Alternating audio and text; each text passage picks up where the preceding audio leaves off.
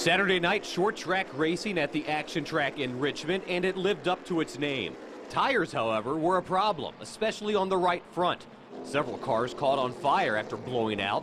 Kyle Busch, who finished third, says it was a slippery slope all night. It would have been better if cars were more drivable and you can race each other. I mean, when you're out there after about 10, 15 laps, you're just trying to save and trying to bide your time, and you can't really race anybody because you know if you try too hard, you're going to run those guys down and get to them and then overheat your tires and start slipping and sliding back. Jeff Gordon. Jeff Gordon, the points leader, led the most laps, and he seemed to have the car to beat.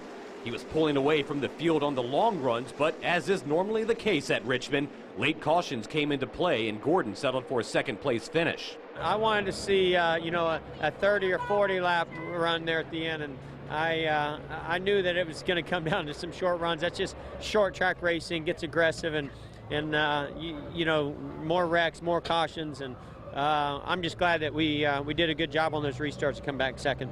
On the final restart, a four-way battle between Gordon, Matt Kenseth, Brad Keselowski, and Joey Logano. Keselowski said Kenseth tried to run him off the track. Kenseth said it was just short track racing.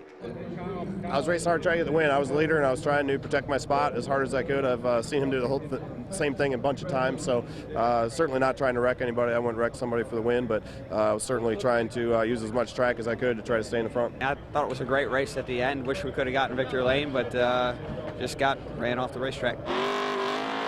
Logano emerged from the four-car battle. He slipped underneath the three cars in front of him and steered his way to his second win of the year and his first at Richmond. I like it a lot more than I used to. This is such a tough racetrack, and it's never really run.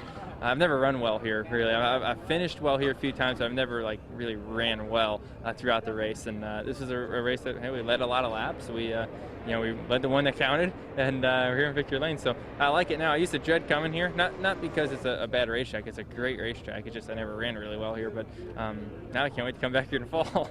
By winning his second race of the season, the 23-year-old Logano is guaranteed a spot in the chase. Next week, they're at Talladega. Reporting from Richmond, I'm Brian Parsons for the Sports Wrap.